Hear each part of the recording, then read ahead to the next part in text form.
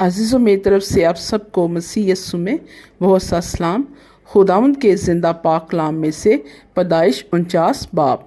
और यकूब ने अपने बेटों को ये कहकर बुलाया कि तुम सब जमा हो जाओ ताकि मैं तुमको बताऊं कि आखिरी दिनों में तुम पर क्या क्या गुजरेगा। ऐ यकूब के बेटों, जमा होकर सुनो और अपने बाप इसराइल की तरफ कान लगाओ। ऐ रोबन, तू मेरा पलोठा, मेरी कुव्वत और मेरी शेरोज़ी का पहला फल है। तू मेरे रोब की और मेरी ताकत की शान है। तू पानी की तरह बेसबात है, इसलिए तुझे फजीलत नहीं मिलेगी क्योंकि तू अपने बाप के बिस्तर पर चढ़ा, तूने उसे नाजिस्त किया। रोबन मेरे बिछोने पर चढ़ गया। शमाउन और लावी तो भाई भाई हैं, उनकी तलवारें जुल्म के हथियार हैं। ऐ मेरी जान, उनके मशवरा में शरीक ना हो। ऐ मेरी बुजुर्गी, उनकी मजलिस में शामिल ना हो, क्योंकि उन्होंने अपने गज़ब में एक मर्द को कत्ल किया और अपनी खुददारी से बैलों की कोंचें काटी।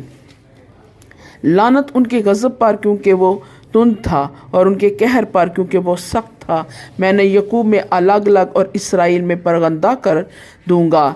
ऐ यहूदा, तेरे भाई तेरी मदा करेंगे, तेरा हाथ तेरे दुश्मनों की गर्दन पर होगा, तेरे बाप की औलाद तेरे आगे सरनुगु होगी। यहूदा शेर बब्बर का बच्चा है। ऐ मेरे बेटे, तू शिकार मार कर चल दिया है। वो शेर बब्बर की बल्कि शेरनी की तरह दुबक कर बैठ गया। कौन उससे छुड़ाए? यहूदा से सल्तनत नहीं छूटेगी और ना उसकी नस्ल से हुकूमत का असा मौकूफ़ होगा जब तक शिलवा ना आए। और कौमें उसकी मतें होंगी और अपना जवान गधा अंगूर के दरख्त से, अपनी गधी का बच्चा आला दर्जा के अंगूर के दरख्त से बांधा करेगा। वो अपना लिबास मैं में और अपनी पोशाक आबे अंगूर में धोया करेगा। उसकी आंखें मैं के सबब से लाल और उसके दांत दूध की वजह से सफ़ेद रहा करेंगे। ज़बूलून समंदर के किनारे बसेगा और जहाज़ों के लिए बंदर का काम दिया करेगा और उसकी हद सिदा तक फैली होगी। अश्कार मजबूत गधा है जो 2 भेड़ सालों के दरमियान बैठा है। उसने एक अच्छी आरामगाह और खुशनुमा ज़मीन को देखकर अपना कंधा बोझ उठाने को झुकाया और बेगार में गुलाम की तरह काम करने लगा। दान इसराइल के कबीलों में से एक की मानिंद अपने लोगों का इंसाफ करेगा।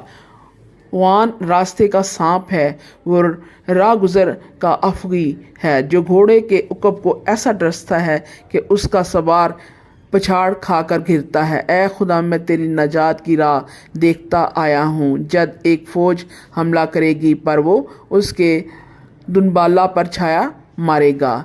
शर नफीस अनाज पैदा किया करेगा और बादशाहों के लायक लजीज अशिया मुहैया करेगा।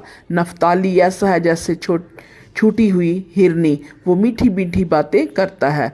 यूसुफ एक फलदार पौधा है, ऐसा फलदार पौधा जो पानी के चश्मे के पास लगा हुआ हो और उसकी शाखें दीवार पर फैल गई हों। तीर अंदाजों ने उसे बोध छेड़ा और मारा और सताया, लेकिन उसकी कमान मजबूत रही। उसके हाथों और बाजुओं ने यकूब के कादिर के हाथ से कुव्वत पाई। वहीं से वो चौपान उठा जो इसराइल की चट्टान है। ये तेरे बाप के खुदा का काम है जो तेरी मदद करेगा, उसी कादिर मुतली का काम जो ऊपर से आसमान की बरकतें और नीचे से गहरे समंदर की बरकतें और छातियों रहमों की बरकतें अता करेगा। तेरे बाप की बरकतें मेरे बाप दादा की बरकतों से कहीं ज़्यादा हैं और कदीम पहाड़ों की इंतहा तक पहुंची हैं। वह यूसुफ के सर बल्कि उसके सर की चांदी पर जो अपने भाइयों से जुदा हुआ नाजिल होगी। बिन्यामीन फाड़ने वाला भेड़िया है, वह सुबह को शिकार खाएगा और शाम को लूट का माल बांटेगा। इसराइल के 12 कबीले यही हैं और उनके बाप ने जो बातें कहकर उनको बरकत दी वो भी यही है। हर एक को उसकी बरकत के मुआफिक उसने बरकत दी।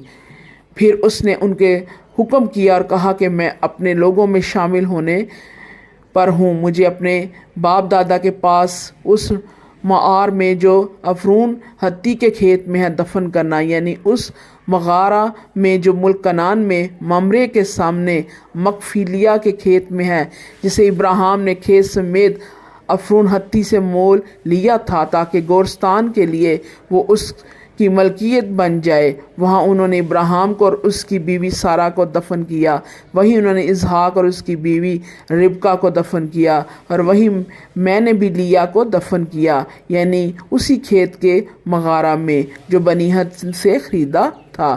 جب یعقوب اپنے بیٹوں کو وصیت کر چکا تو اس نے اپنے پاؤں بچھونے پر سمیٹ لیے اور دم چھوڑ دیا اور اپنے لوگوں میں جا ملا۔ خداوند کے زندہ پاک کلام کے وسیلے سے خدا آپ سب کو بڑی برکت دے، آمین۔